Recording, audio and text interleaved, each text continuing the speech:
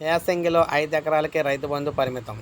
రైతు భరోసా పథకం వచ్చే వానాకాలం నుంచి ప్రారంభిస్తామని, అప్పటి వరకు గత రైతు బంధు మార్గదర్శకాలను అమలు చేస్తామని కాంగ్రెస్ సర్కార్ స్పష్టం చేసిన సంగతి అందరికీ తెలిసిందే. రైతు బంధు మార్గదర్శకాల ప్రకారం భూమి విస్తీర్ణంతో సంబంధం లేకుండా రైతులందరికీ కూడా రైతు బంధు సొమ్ము వేయాలి.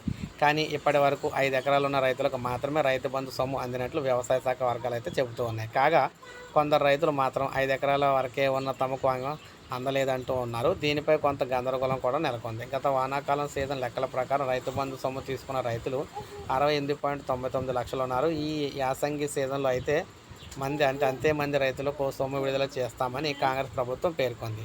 ఆ ప్రకారం 1.52 కోట్ల ఎకరాలకు 7,625 కోట్లు విడుదల చేయాలి. ఇప్పటి వరకు 5 ఎకరాల వరకు ఉన్న రైతులకు మాత్రమే 5,202 కోట్ల రైతు బంధు సాయం అందిందని వ్యవసాయ శాఖ వర్గాలు అయితే తెలిపినాయి అనమాట. సో దీన్ని బట్టి మనం చూసుకుంటే 5 ఎకరాలకే రైతు బంధు పరిమితం చేశారని అయితే మనకి క్లియర్గా అయితే తెలుస్తుంది. సో ఇది మనకి తెలంగాణలో రైతు బంధుకు సంబంధించి 5 ఎకరాల సీడింగ్ అయితే పెట్టడం జరిగిందనమాట.